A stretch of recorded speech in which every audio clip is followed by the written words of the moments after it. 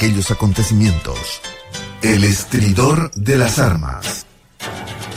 Todos los sábados de 18 a 19 horas por Ñandutí. Muy buenas tardes para todos. ¿Qué tal? ¿Cómo están en este precioso sábado después de pasar tanto calor? Yo por lo menos no soy team verano. No sé ustedes, ¿verdad? Pero a mí me encanta este tipo de clima. Si es más frío, mejor, ¿verdad? Acá estamos todos team invierno, ¿verdad? Me parece. ¿No? Omar no es Osmar, yerra. Osmar es team verano, bueno.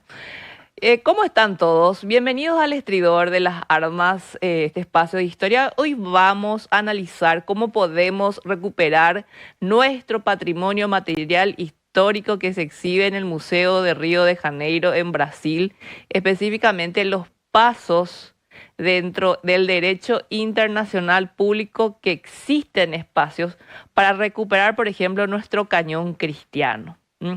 Entonces, pueden seguir la programación por el canal 17 de Tigo Star, por el canal 23 de Personal. Mañana a las 12 en punto se vuelve a repetir el programa. Y bueno, me escriben qué piensan ustedes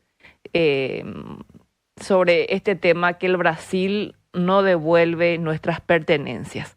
Bueno, vamos a analizar. Primero tenemos que entrar en un contexto, ¿verdad? El cañón cristiano fue expoliado con total iniquidad, obviamente en un contexto de guerra, en un contexto violento por parte del Brasil. Y mientras estaba preparando el tema de hoy, justamente estaba recordando que en el 2023, por ejemplo, Francia devolvió los bienes expoliados a los judíos por la Alemania nazi. Creo que los judíos sufrieron algo así como 650.000 obras de arte se les expolió a los judíos y están recuperando, ¿verdad? Los familiares, los descendientes, inclusive de los artistas. Creo Nueva York, también Estados Unidos, tenía una colección justamente que empezaron a hacer esta devolución porque es lo que corresponde, ¿verdad?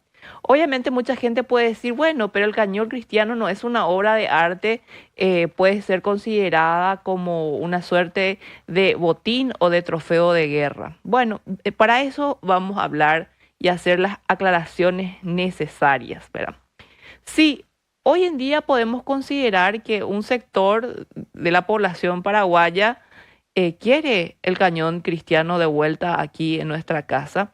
Y hay una resistencia bastante grande entre los historiadores y las Fuerzas Armadas del Brasil, entre los militares brasileños que dicen no, el cañón paraguayo, el cañón cristiano hoy es patrimonio histórico nacional del Brasil. Y está catalogado, gente, así, como un patrimonio de ellos. Imagínense lo grave que es.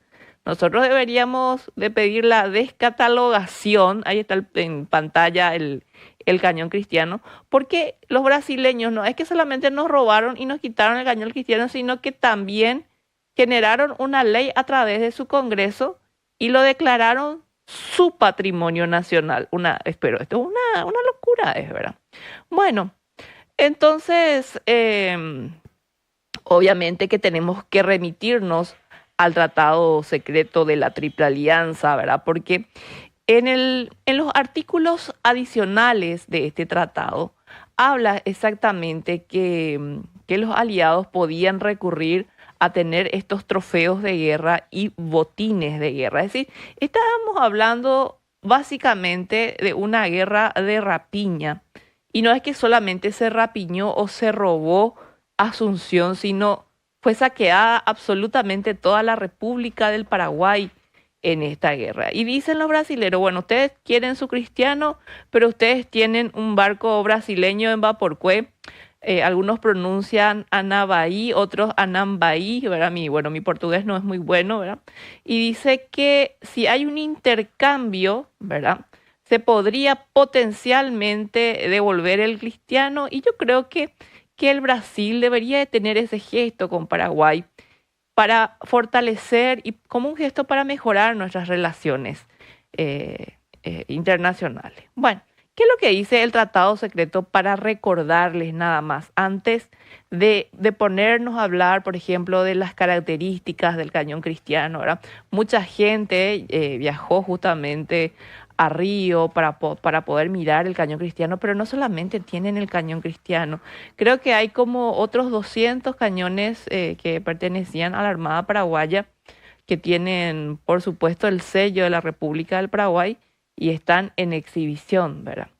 Bueno, pero hablemos un poquito del tratado secreto y estos protocolos adicionales que habla, por ejemplo, eh, que en cumplimiento a este tratado, las fortificaciones, por ejemplo, de Humaitá, estoy hablando de los adicionales, tienen que ser demolidas y no estará permitido a partir de que se pueda demoler Humaitá, erigir otras fortificaciones de defensa en el territorio paraguayo que tengan la naturaleza que tenía Humaitá, por ejemplo, ¿verdad? Entonces, eso está escrito en el tratado secreto. Otra de las medidas que decían los aliados para garantizar la paz, entre comillas lo digo esto, ¿verdad? Dice que se tenía que establecer en el Paraguay el tema de desarmarnos, es decir, que los elementos de guerra y todas las armas que el Paraguay podía tener para su propia defensa nacional, esas armas se tenían que repartir entre los aliados, es decir, ni siquiera un cuchillo no nos dejaron para poder defendernos, ¿verdad? Y dice, lo más interesante es lo que dice en el adicional número 3, que dice que los trofeos y botín que se tomen del enemigo serán divididos entre los aliados que hagan la captura. Por supuesto que al rapiñarse todo el Paraguay, ¿verdad? Y lo que fue específicamente el saqueo en Asunción que se llevó a cabo a partir del 1 de enero del año 1869, todo lo que llevaron a saco, todo lo que se sacó del territorio paraguayo, lo vendieron en una subasta pública en Buenos Aires. Luego ese dinero pusieron en el Banco de Buenos Aires y se repartieron todas las ganancias dividido 3, ¿verdad? El Uruguay también entonces participó de esto. ¿Por qué lo aclaro, verdad? Porque dice, ¿verdad? Hay una comunicación entre Sarmiento y el hermano de Mitre, que estaba aquí, que, ay, bueno, qué bien que hiciste en no participar en este saqueo, porque la historia va a condenar las acciones de los brasileños en Asunción. Pero lo que pasa es que los argentinos quedaron en las inmediaciones de lo que es Trinidad hoy, hacia esa zona. Ciertamente ellos no entraron a saco, pero ayudaron a movilizar lo que se robó. Por eso que la subasta fue realizada en Buenos Aires, es decir, todos participaron. Y la gente que dice, no, pero el Uruguay hizo las devoluciones, sí, pero vamos a ver qué es lo que se devolvió finalmente. Hace poco me escribieron también y me llamaron de otros medios para preguntarme sobre este tema de la espada del mariscal, que en el año 1980, bueno, fue devuelto con algunas que otras documentaciones, no todas las documentaciones que pertenecían al Archivo Nacional del Paraguay. Bueno, entonces lo que tenemos que entender es que estos trofeos o estos botines, el Uruguay, por ejemplo, devolvió estos trofeos el 31 de mayo del año 1885. Argentina, con la presidencia de Juan Domingo Perón, lo hizo el 19 de agosto del año 1954. Si es que no me estoy equivocando la fecha, creo que fue en el 54. Me pueden escribir para corroborar, por favor, eso, ¿verdad? Y luego Brasil. Brasil nunca devolvió los trofeos ni los 50.000 documentos del Archivo Nacional. Nos devolvió ciertas documentaciones, creo que fue en 1981, pero no toda la documentación. Estamos hablando que el Paraguay tenía uno de los archivos más antiguos de la región, el más importante, el más grande. Y siempre digo esto, la obra de Ruy Díaz de Guzmán, ¿verdad? Que tenía don Carlos Antonio López, tenía el original de esta obra, ¿verdad? Los anales y descubrimiento de la conquista del Río de la Plata. roban específicamente la Argentina, y la titulan y le cambian de nombre, ponen La Argentina, ¿verdad? Así no se llamaba esa obra. Y es un estudio muy interesante que justamente realizó hace unos años atrás el general Hugo Mendoza, y que sería bueno que se adquiera ese libro para que vean que hasta el título de nuestro primer historiador nacido aquí en Asunción fue alterado es un ejemplo simple, ¿verdad? Bueno, eh, hablemos entonces eh, de nuestro cañón cristiano.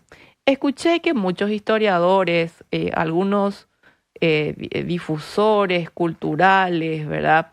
Estaban hablando de que no se puede traer el cañón cristiano, ¿verdad? Porque hay que descatalogar del registro de patrimonios del Brasil. Sí, es cierto, eso es cierto, ¿verdad? Tendríamos que pedir, y no nosotros, si yo me voy y le envío una carta al Brasil y les digo devuélvanos nuestro cañón cristiano y no se puede así. Tiene que ser con una representatividad de estado a estado, es decir, tiene que trabajar el ejecutivo con el ejecutivo del Brasil, el Congreso paraguayo con el Congreso brasileño, porque lo hicieron por peso de ley, nombraron al cañón cristiano como patrimonio nacional brasileño. Entonces, tenemos que rever muchas situaciones, ¿verdad? Pero no solamente eso hay que hacer, o solamente esa posibilidad tenemos. Me dicen, che, profe, pero vos no te enteraste que una ONG, no sé qué pidió, hizo su denuncia, no sé cuántos billones de dólares. Yo le digo, no, esto no corre así, no es la forma de encarar, ¿verdad? Porque existe en el derecho internacional la responsabilidad que tienen los estados. Entonces nosotros deberíamos de analizar esto, y si es que efectivamente el gobierno paraguayo quiere su patrimonio material histórico, hay canales para hacer las solicitudes, ¿verdad? Obviamente que nosotros tuvimos otros cañones, ahora estoy recordando el Acaberá, el Criollo, ¿verdad? Creo que hace poco, ustedes no recuerdan, chicos, que hace poco dice que uno de los cañones no sé, que se agujereó uno de los cañones porque pensaban que ahí estaba uno de los tesoros de López. No sé si recuerdan eso, ¿verdad? Eso es una barbaridad, tocar un patrimonio histórico de la guerra de la Triple Alianza. Le hicieron un feroz agujero, ¿verdad? Para ver si ahí había no plata. Es decir, estamos mal también en Paraguay con relación al cuidado de nuestro patrimonio histórico. Por eso es que hemos perdido tantas construcciones importantes. Se derribó la casa del Mariscal López, se derribó la casa de gobierno que desde la colonia que se usaba, es decir, muchas macanadas también nos mandamos nosotros, ¿verdad? Obviamente que siempre me dicen, profesora, pero ¿por qué vos querés el cañón cristiano que venga acá si va a venir al Paraguay y no le van a llenar de graffiti? Es decir, el paraguayo no cuida su patrimonio, ¿verdad? Obviamente que si podemos restituir, si el Brasil nos devuelve nuestras reliquias históricas, yo creo que el Paraguay va a poder direccionar a un lugar y con el cuidado que corresponde para cuidar nuestra memoria histórica, ¿verdad? Bueno, el cañón cristiano entonces quedamos que está en exhibición permanente en el Museo Nacional de Historia en Río de Janeiro. Ciertamente tenemos que pedir, se tiene que hacer por ley esta descatalogación, pero ahí tendríamos que pedir a nuestro Congreso que haga este pedido, ¿verdad? No es un patrimonio histórico, también quiero aclarar que el cañón cristiano, así también como el Brasil intentó decir, bueno, vamos a poner un museo mutuo, tipo el problema que pasó cuando se dieron cuenta que nosotros teníamos hacia nuestro lado una fuerte potencia hídrica, ¿verdad? Entonces casi llegamos otra vez a un estado de guerra con el Brasil, pero se subsanó eso construyendo la hidroeléctrica Itaipú, ¿verdad? Itaipú binacional, porque si no hacíamos eso, capaz que hubiésemos entrado en otro conflicto bélico con el Brasil. Pero ellos decían, vamos a compartir el cristiano como una suerte de patrimonio del Mercosur, pero el cristiano, gente, no es un patrimonio histórico, cultural del Mercosur. El cristiano es patrimonio del pueblo paraguayo, ¿verdad? Sabemos que fue capturado, que fue trasladado al Brasil durante la guerra de la Triple Alianza. Es, es un cañón de bronce, si podemos poner algunas imágenes para que la gente pueda ver. Ya les dije que está en exhibición en el Museo de Río. Muchos paraguayos a veces se van, se toman fotos con el cristiano. Me contaron una cosa que deberíamos de confirmar. Dicen que los que se casan, los casados, ¿cómo era? En el Brasil, ya voy a leer los mensajes, me están llegando los mensajes de ustedes, ya voy a leer al aire. Que es como una suerte de ritual para tener suerte, se van y se sacan una foto con el cristiano, es decir, está tan interiorizado en la cultura del vecino país que hacen este tipo de cosas. Dice, ¿qué me están escribiendo? Dice, no les conviene al Imperio del Brasil la devolución del cristiano. ¿Por qué digo esto? Por esa actitud obligaría al Brasil a la devolución de los archivos del Paraguay en donde se encuentran los tratados de límites reales acordados entre el Brasil y el Paraguay. Entonces eso, estimada profesora, no les conviene. Existen muchas cartas comprometedoras de los mandatarios. Imagínense, saludos, no me pusiste quién sos, sino ya te enviaba un saludo al aire. Y tenés una suerte de razón, querido oyente, en el sentido de que obviamente las documentaciones del Estado paraguayo que se llevaron, una primera parte cuando estábamos como en capital en Pirideui y entra el conde de Eu con sus más de 20.000 hombres a luchar contra 1.200 paraguayos, toman parte de la documentación del Estado y la llevan San Cristóbal, luego Itamaraty, etcétera, ¿verdad? Y otra parte, por lo menos según los testimonios orales de esa época que solemos leer en los memorialistas, dicen que se utilizó para que pueda cocinar la horda brasileña, ¿verdad? Jorge Irala. Saludos, Jorge Irala. Acabo de leer tu mensajito, Jorge. Bueno, los videos, por favor, no me pasen videos porque yo no puedo abrir ahora al aire. Bueno, entonces, y estamos así. Hay un sector que quiere traer el cañón cristiano de vuelta, hay otros que no.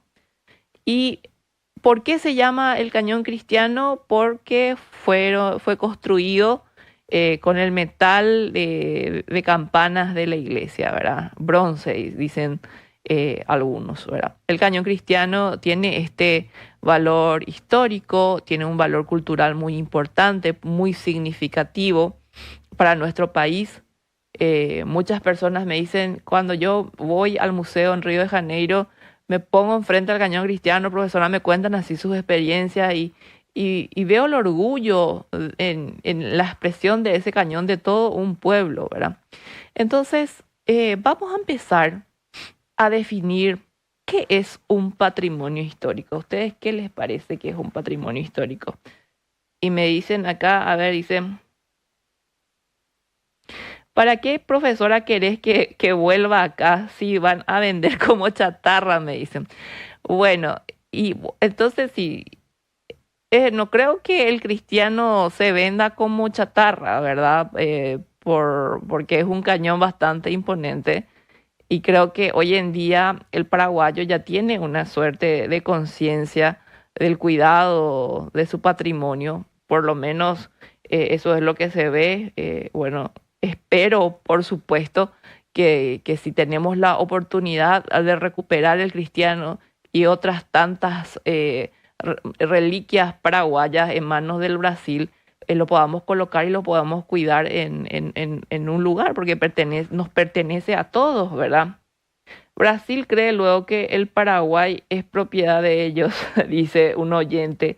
Deberían de devolver mucho, mucho ya nos quitaron. Bueno, y ahí eso ya depende de nosotros también, ¿verdad? Como pueblo, para evitar ciertas entregas, ¿verdad? Porque vivimos en una democracia y el pueblo es básicamente el soberano, ¿verdad? Bueno, el patrimonio histórico o patrimonio en sí, dicen los entendidos eh, de este tema, que es un conjunto de bienes y derechos que conlleva una serie de cargas y obligaciones que pertenecen a una persona física, a una persona jurídica. Se denomina patrimonio histórico al conjunto de bienes, tanto materiales como inmateriales, acumulados a lo largo del tiempo. Estos bienes pueden ser de tipo artístico, por eso es que yo le estaba mencionando al inicio del programa que la Alemania nazi expolió aproximadamente más de 650.000 obras de arte que pertenecía al pueblo judío y que le metieron todo, ¿verdad? Y pasaron por algo muy terrible como en los campos de concentración, ¿verdad? Lo que vendría a ser el holocausto judío, ¿verdad? Eh, a lo largo del tiempo, estos bienes pueden ser tipo artístico, histórico, paleontológico, arqueológico, documental, como bien ustedes me están escribiendo al WhatsApp de la radio, bibliográfico, científico o técnico.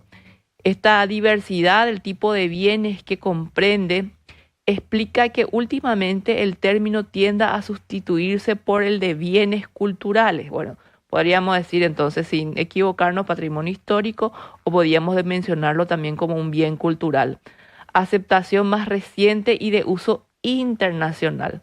Sin embargo, dice, el patrimonio cultural es la herencia cultural propia del pasado de una comunidad con la que ésta vive en la actualidad y que transmite a las generaciones presentes y futuras. Las entidades que identifican y clasifican determinados bienes como relevantes para la cultura de un pueblo, de una región o de toda la humanidad, velan también por salvaguardarla y la protección de esos bienes de forma tal que sean preservados debidamente para las generaciones futuras y que puedan ser objeto de estudio y fuente de experiencias emocionales para todos aquellos que lo usen, disfruten o visiten. Bueno, por eso es que yo por lo menos, mi postura como investigadora de la guerra de la Triple Alianza, y cuando vemos cómo el Brasil se apropió y se adueñó de algo que pertenece al Paraguay, ¿verdad? Me causa una suerte de dolor inclusive esta indiferencia, ¿verdad? La indiferencia de no tratar de mover estos canales para la recuperación, y no solamente del cristiano, sino de muchos objetos paraguayos que están en el Brasil. Yo creo que el Brasil debería tener este gesto con Paraguay, ¿verdad? Porque somos vecinos, porque compartimos una historia en común, porque tenemos temas, recursos que compartimos. Y yo creo que el gesto de la devolución de nuestro patrimonio histórico va a fortalecer nuestras relaciones, ¿verdad? Pero así como está en la situación de que ellos catalogaron ya por ley que es de ellos y que es patrimonio nacional del Brasil, eso ya es incorrecto, ¿verdad? Yo entiendo, no sé si ustedes estarán o no de acuerdo conmigo, que el Brasil necesita la guerra, la Triple Alianza, porque Brasil era un imperio. Obviamente en un imperio no existe el concepto de nación, de ciudad, del ciudadano, porque tienen súbditos. Entonces, una forma de cohesionar lo que nunca estuvo cohesionado, utilizan a la historia y específicamente a la guerra de la Triple Alianza para mostrar el orgullo militar del Brasil. Y muestran esto, ¿verdad? Es decir, nuestras cosas, eh, para tener un punto de unión y de cohesión social. Por eso es que cuando uno hace indagaciones, porque uno tiene que tener una memoria local, siempre lo digo eso, ¿verdad? Tenemos que, cuando empezamos a leer historia, a escribir historia en mi caso, o a investigar, tenemos que respetar primero lo local, lo nuestro, luego tenemos que elevar a cómo estamos a nivel regional, y luego, qué sé yo, continental o extracontinental, ¿verdad? Pero hay que siempre estar teniendo este tipo de miradas. En Argentina, por ejemplo, el liberalismo mitrista, podríamos decir, sigue sosteniendo que las acciones de los argentinos en la guerra de la Triple Alianza es la correcta. Por ejemplo, otros sectores académicos de la Argentina dicen, no es correcto, ¿verdad? En Argentina le llaman a esto un revisionismo histórico y ellos dicen, no fue una vergüenza, es decir, nosotros pedimos perdón al pueblo paraguayo. En la Argentina existe este debate de posturas, estas miradas diferentes en la narrativa histórica.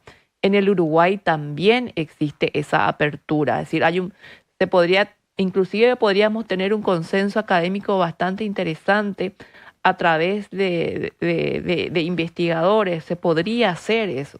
Pero ¿dónde vamos a toparnos siempre con un bloque intransigente, con un bloque que no quiere reconocer que se cometieron crímenes de guerra, que no quieren reconocer que quitaron territorio sin ningún derecho, ningún justificativo histórico que no haya sido solamente por medio de las armas, ¿verdad?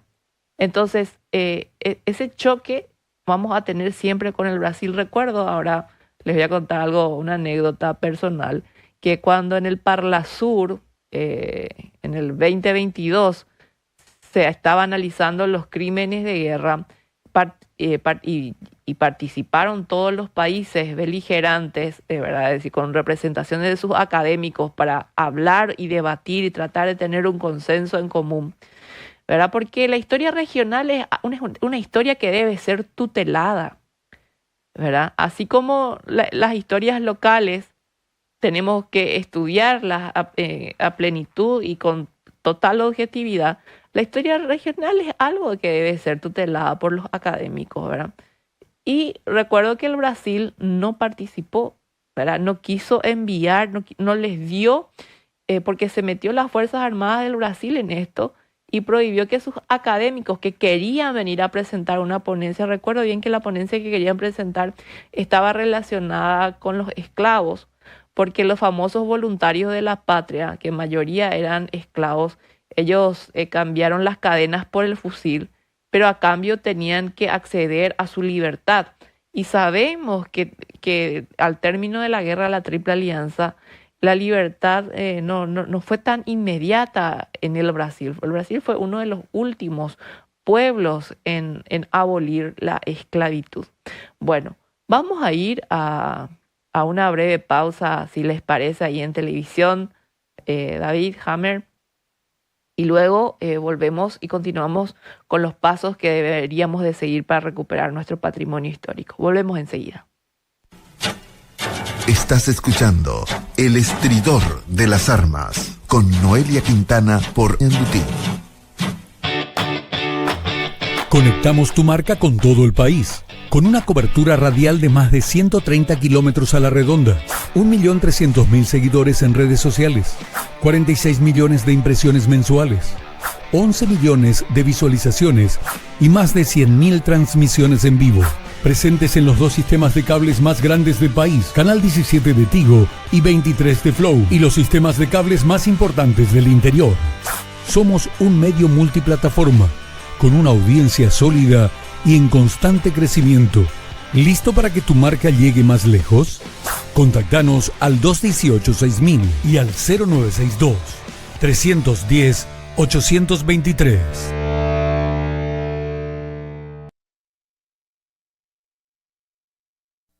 Ñandutí te trae la marca número 1 en el ámbito judicial.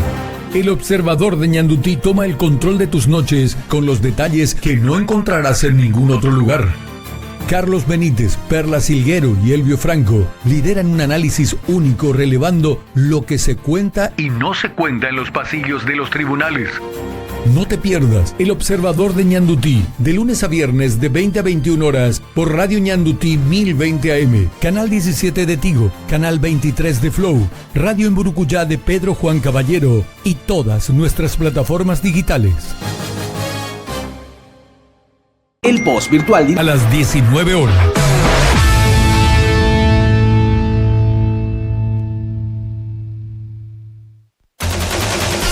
Los fines de semana llega Reclamos y Soluciones. ¿Tenés un problema? ¿Necesitas ayuda? Estamos aquí para escucharte. En Reclamos y Soluciones hablamos con los protagonistas, escuchamos tus reclamos y encontramos una solución.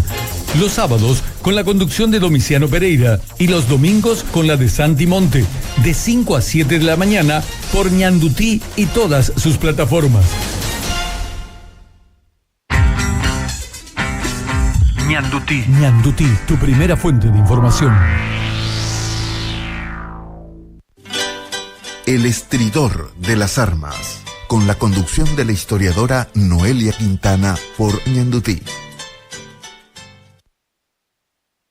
Bueno, estamos de vuelta en el estridor de las armas. Estaba acá leyendo mensajes, me dicen: buenas tardes, profe, creo que sería importante recuperar todos los trofeos de guerra. Es un patrimonio nacional y más en estos tiempos que debemos recuperar ese sentimiento de patriotismo y que la sociedad actual sepa su historia y valore nuestra historia, y estos objetos son más que importantes. Daniel del Valle. Saludos, Daniel. Sí, yo estoy de acuerdo contigo, Daniel.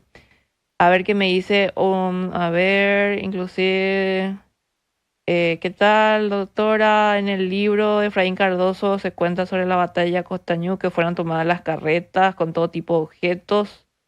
Después saludos, no me escribiste tu nombre. Bueno, saludos, querido, gracias por estar siempre escuchando el programa. Dice: siempre de la culpa de Solano López, dicen cómo un pueblo va a tener culpa de la masacre que sufren. Bajo la lógica, los judíos son causantes, lo increíble la gente, dicen. Y sí, bueno, pero ¿por qué pasa esto? ¿Por qué la gente, primero que nada, cuando perdés la guerra, obviamente que los vencedores en armas y sus aliados, en este caso, tanto Brasil, Argentina y Uruguay, cuando se aliaron, tenían el apoyo de un cierto grupo de paraguayos que se quedaron en el poder político, que aceptaron el cumplimiento del 100% del tratado secreto, y esta gente fue la que manejó después la cultura paraguaya. Dominaron la cultura para después tener un dominio político mucho más fácil y mucho más eficiente.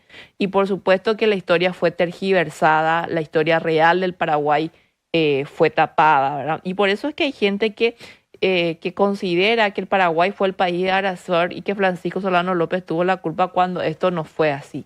Las guerras se hacen por intereses crematísticos. Tanto los brasileños como los argentinos claramente muestran sus intenciones del por qué hacen esta guerra.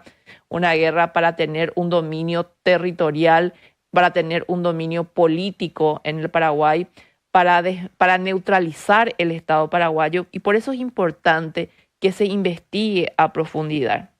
A ver qué me dice. También se construyeron otros cañones, el General Díaz. Saludos, Jorge. Sí, ya mencioné los cañones que teníamos, ¿verdad? Después dice, acá no hay garantía porque hay robo, dice Tomás. Y bueno, Tomás, y nosotros tenemos que empezar a construir ciudadanía.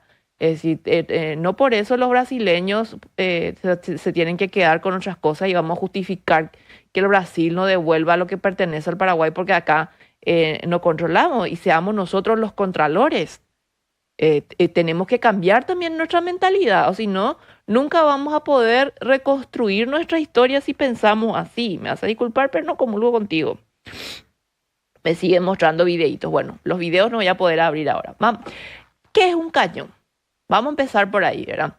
Es la denominación que se le da a una pieza de artillería que usa pólvora y que usa otra sustancia basados en explosivos para disparar un proyectil.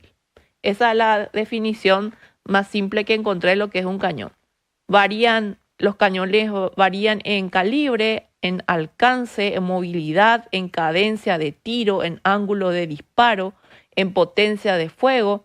Los distintos tipos de cañones combinan, equilibran estos atributos de distintos grados dependiendo del uso que se le pretende dar en el campo de batalla. La palabra cañón dice que deriva del aumentativo de caño por extensión del tubo por el que se dispara el proyectil. Sería bueno que la gente especialista, los militares que justamente trabajan, los artilleros nos escriban un poco, ¿verdad? Dice, el cañón ordinario permite batir blancos situados dentro de la vista directa del artillero. El cañón se emplea generalmente en carros de combate y también como arma anticarro, debido a que tiene una trayectoria tensa o rasante. Para atacar blancos que no están dentro del alcance de la pieza y que se encuentran ocultos tras obstáculos naturales o defensas, se utiliza el obús o mortero, los cuales tienen una trayectoria curva. O sea, cuando dispara un proyectil, este describe una curva parabólica. Imagínense todo lo que estudian este tema de artillería, que tienen que saber cuál es el movimiento del uso de tal o cual arma, ¿verdad? Para que sea más efectivo el alcance, ¿verdad? Y dice que el cañón cristiano es una pieza de artillería paraguaya, construido para nuestra defensa, en Ibicuí, en La Rosada, nuestra fundición, con las campanas de las iglesias, donadas por numerosos curas párrocos de la región. Lo simpático ahora, ¿sabes? Me estoy acordando ahora que cada cosa, cada locura que uno lee por las redes sociales, dicen no, que las campanas no eran de las iglesias paraguayas, sino que eran de las iglesias brasileñas, y por eso el Brasil tiene derecho a quedarse con el cristiano. Imagínense tampoco leer esta locura, ¿verdad? Yo digo, ¿cómo le pueden escribir semejante tontería, verdad? Y escriben. Y la gente que no maneja mucho de historia cree de repente esas cosas. Imagínense tampoco. No, que el cristiano le pertenece luego al Brasil. Váyanse lo que escriben esa macanada, váyanse a Brasil, que quieren que les diga, ¿verdad? Bueno, dicen varios investigadores que la construcción del cristiano se dio allá por el año 1866. Pues nosotros en el año 1866 ya estábamos en plena guerra, ¿verdad? Eso es algo contundente. Estas campanas, algunos dicen que ofrecieron los sacerdotes, otros dicen que fue ofrecida o descolgadas por el pueblo.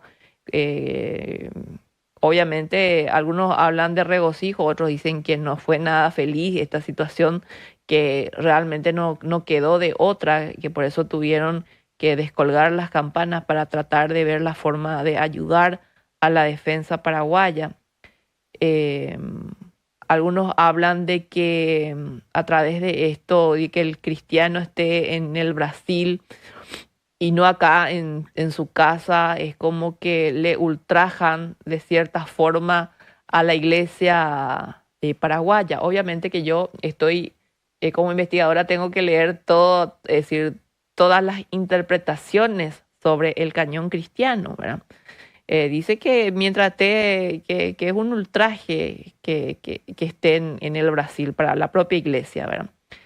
Entonces, obviamente que la intención de esto, aparte de la defensa y de la resistencia, lo que se intentó también hacer es que la gente esté más involucrada con el tema de construir un cañón de enormes dimensiones. Esto surge del inglés Michel Hunter, quien había propuesto en 1866 construir un cañón que pueda arremeter contra los acorazados aliados.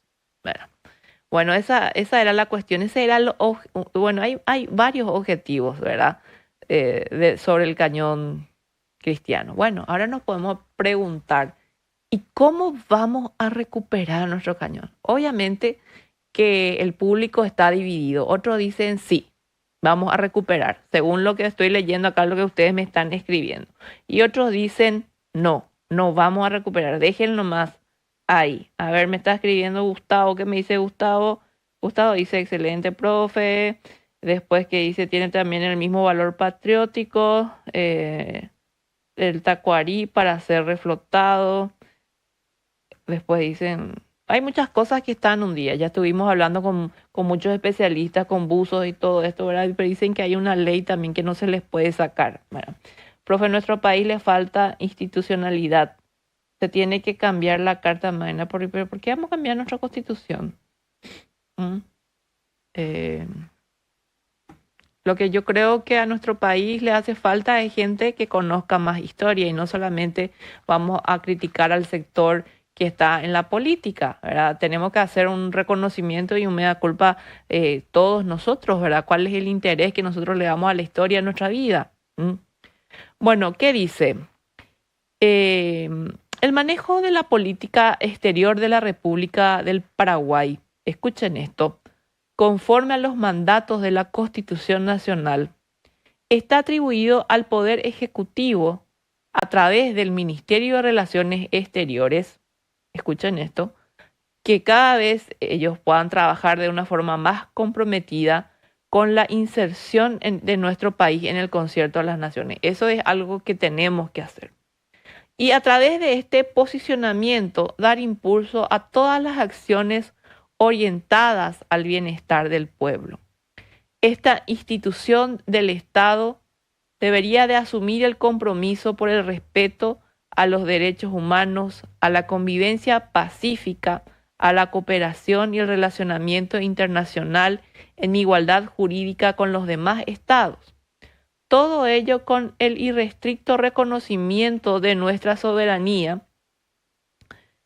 para que la autodeterminación de los pueblos sea una realidad y no solamente una mera declaración de buenas intenciones en la búsqueda de la consolidación del proceso del desarrollo y crecimiento económico con equidad social. Deberían de trabajar para recuperar nuestro patrimonio histórico, la Cancillería Nacional, las embajadas de nuestro país deben ser los puntos focales para facilitar las negociaciones y los trámites para las diferentes negociaciones que se puedan presentar y que afecten en todos los campos del poder, ya sea el político, el cultural, el artístico, el científico, tecnológico, todo lo que implica el pilar de la defensa y la seguridad. Obviamente, lo ideal es que surja del Ejecutivo, que esto pase al Ministerio de Relaciones Exteriores, que tenga ayuda, por supuesto, del Congreso de la Nación y que sean esas las instancias para mover este pedido, ¿verdad? La Corte Internacional de Justicia. ¿Qué podría hacer la Corte Internacional de Justicia? También llamado Tribunal Internacional de Justicia, es el principal órgano judicial de las Naciones Unidas. Fue establecido en el año 1945 en La Haya, Países Bajos, siendo la continuadora a partir de 1946 de la Corte Permanente de Justicia Internacional. Sus funciones principales son resolver por medio de sentencias las disputas que le someten los estados, un procedimiento contencioso y emitir dictámenes u opiniones consultivas para dar respuesta a cualquier cuestión jurídica que le sea planteada por la Asamblea General o el Consejo de Seguridad o por agencias especializadas que hayan sido autorizadas por la Asamblea General de acuerdo con la Carta de las Naciones Unidas. Este organismo podría ser una vía opcional, lo aclaro, opcional, para poder reclamar la devolución del cañón cristiano, ya que no le nace a nuestros vecinos del Brasil hacer una entrega por voluntad propia. Podríamos reclamar el cristiano ahí.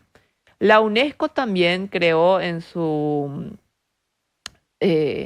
reunión número 20 aproximadamente, creo que fue en el año 1978, la resolución 4/7, 6/5, el Comité Intergubernamental para la Promoción del Retorno de Bienes Culturales a sus raíces y a sus países, de origen o la restitución en caso de apropiación ilícita. Se trata de un órgano intergubernamental permanente, independiente de la Convención del año 1970. De igual forma, en 1978 se propuso la creación del Fondo del Comité Intergubernamental para la promoción del retorno de bienes culturales hacia sus países de origen o su restitución en caso de apropiación ilícita. Otra técnica prevista en caso de que no corran los reclamos a través de estos medios, se podrá recurrir a la Corte Internacional de Justicia, que tiene su sede en el Palacio de la Paz en La Haya y está encargada de decidir las controversias jurídicas entre los estados. Es decir, con estos ejemplos lo que quiero posicionar es que nosotros tenemos recursos, tenemos sitios donde ir a hacer estos reclamos. La negativa de la negación del Brasil, ustedes ya me han escrito, tendrán ellos sus motivos, pero personalmente les pido permiso para emitir una opinión, ¿verdad? A mí me parece una suerte de mezquindad, ¿verdad? Por parte de las instituciones en el Brasil. Disculpen, estoy con mi ataque de alergia, ¿verdad? Entonces, debería el pueblo brasileño, ellos, así por motivo propio, ¿verdad? Iniciar este proceso de redención histórica, ¿verdad? Obviamente, lo que implica el cañón cristiano es una simbología muy grande, ¿verdad? De hombres, mujeres, es decir, de todo un pueblo en defensa. Para nosotros es algo muy fuerte, muy visceral. Pero sería bueno que el Brasil tenga este gesto de una suerte de redención histórica y que no retengan el cristiano ni los otros patrimonios que están en sus museos, ¿verdad? Y que entreguen todo porque forma parte, son nuestros fragmentos de historia paraguaya. Es historia paraguaya lo que el Brasil está mostrando en sus museos, no es historia brasileña, no es patrimonio del Brasil. Sacar, apropiarse de cañones y otro tipo de patrimonio material de un país exterminado, ¿verdad? Porque estamos hablando de un país que se enfrentó a 3 fuerzas. Entonces estamos hablando de una quita violenta y que deberían de pensar, ¿verdad? En devolver pacíficamente, ¿verdad? Sin que el Paraguay tenga la necesidad de recurrir a cortes internacionales, que lo puede hacer también, ¿verdad? Encontré también en los medios de prensa, no sé si ustedes recordarán, que allá por el año 2014, el embajador paraguayo acreditado en Londres, Miguel Solano López, que bisnieto del mariscal Francisco Solano López, afirmó, él decía que era necesario que el Paraguay tenga la oportunidad de cicatrizar sus heridas, ¿verdad?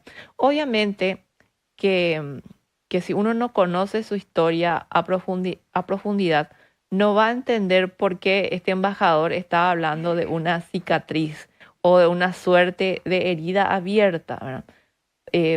Porque uno escucha de todo en los medios, ¿verdad? Hay gente que dice ser historiador y confunde muchísimo a la gente y la gente cree encima, es decir, las versiones o la narrativa histórica que se difunden así de forma, y yo digo, irresponsable en los medios de comunicación, ¿verdad? Porque acá lo que se está haciendo es utilizar a la historia para dividirnos. En vez de cohesionarnos, están los lopistas, los antilopistas, los francistas, los antifrancistas, ¿verdad? Seguimos como una suerte de dualidad académica que eso debería determinarse ya, ¿verdad? Hay cosas que decir, la historia no necesita de ese tipo de situaciones, porque el hecho histórico en sí cae por su peso. Y decía el Miguel Solano López, decía que es necesario que el Brasil devuelva al Paraguay nuestro cañón cristiano. Y aparte del cristiano, dice, tienen aproximadamente como 200 cañones, como con el escudo paraguayo que Brasil también tiene que devolver, ¿verdad? Brasil hizo divulgar una suerte de noticia ya por el año, a ver, creo que era el año 2010, sí, en el año 2010 que supuestamente iban a hacer movimientos para restituirnos a nosotras nuestro patrimonio material histórico, ¿verdad? Creo que fue la agencia Reuters la que empezó a movilizar esta noticia, ¿verdad? A divulgar esta noticia de la devolución. Allá por el 2010 fue eso, ¿verdad?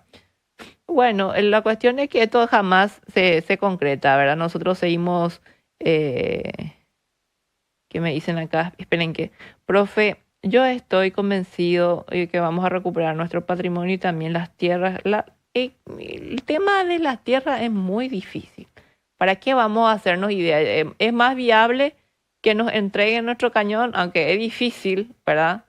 Que el territorio, ¿verdad? Porque tienen que saber ustedes, gente, que en 1869 los aliados colocan en el poder político para manejar el poder nacional a hombres serviles a los intereses geopolíticos de estos aliados.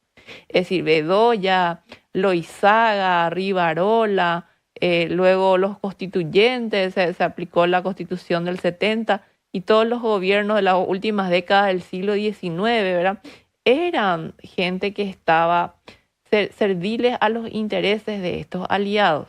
Y por ende, con ellos se hicieron las negociaciones, los tratados de firma de paz, límite, amistad, navegación, y todo para beneficiar a lo que quería Brasil específicamente. Argentina tuvo, como decimos nosotros, los argentinos tuvieron que batallar más, porque recuerden ustedes que la pretensión argentina para entrar a la guerra, cosa que Brasil en su inicio le dijo, sí, claro, quédate nomás, con todo el Chaco hasta Bahía Negra, le boletearon los brasileños, porque a la hora la verdad fue Brasil el que le marcó el límite, vos del Pilcomayo no pasás. Y eso trajo fricciones muy grandes entre los aliados, específicamente entre Brasil y Argentina, y casi entraron también ellos a pelearse mal entre ellos, ¿verdad?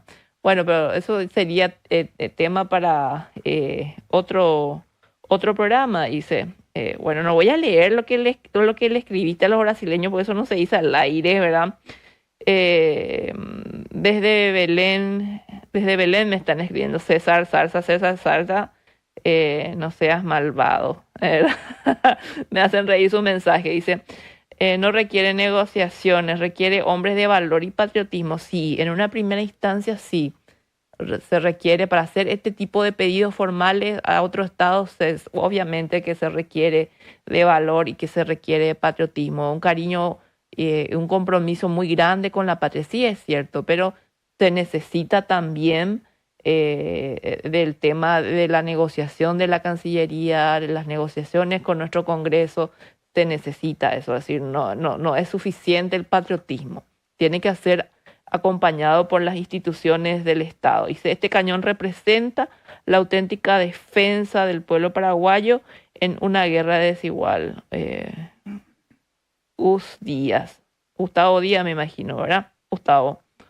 Bueno, me siguen enviando, la gente me sigue enviando videos, no puedo ver gente, bueno. Entonces, el periódico de época, por ejemplo, el semanario, en el semanario uno puede leer, ¿verdad? Por el cañón cristiano, a ellos le llamaban como el recluta enrolado en el ejército paraguayo, presto para defender a los habitantes del país. El bravo recluta, así se le llamaba al cristiano, el bravo recluta. Es increíble todo lo que hicieron. Desde el año 1868, ¿verdad? Los brasileños tienen esto como trofeo de guerra en este museo que estuvimos hablando de Río de Janeiro. Nuestro imponente cañón cristiano está ahí, ¿verdad? Tenía la capacidad de tirar balas esféricas de 10 pulgadas. Imagínense lo que era eso, ¿verdad? Entonces, yo les quiero decir nada más que sí es factible, porque me están preguntando acá si es factible o no Sí, por supuesto que es factible la recuperación del cristiano. Es un patrimonio histórico, es un patrimonio cultural que pertenece al Paraguay y es un patrimonio de muchísimo valor que representa el orgullo de un pueblo que hizo todo lo que podía para defender su soberanía nacional, su territorio, su familia, ¿verdad? Y por sobre todo es un patrimonio no solamente histórico, sino también es un patrimonio moral. Y yo estoy convencida que el Cañón Cristiano tiene que estar con su pueblo. Así que espero que este programa, que yo sé que ve muchísima gente, que esto pueda llegar al Congreso de la Nación, que también nuestros políticos se interesen por nuestra historia, por nuestra cultura, ¿verdad? Y que tratemos de recuperar lo que le pertenece al Paraguay y dejar en claro que el Cañón Cristiano no es un patrimonio nacional del Brasil, como lo hicieron por un decreto, por una ley en su Congreso. No, el cristiano pertenece al pueblo paraguayo. Bueno, queridos amigos, muchísimas gracias a todos por su mensaje, ¿verdad? Me están escribiendo, me escuchan en muchísimas partes, ¿verdad?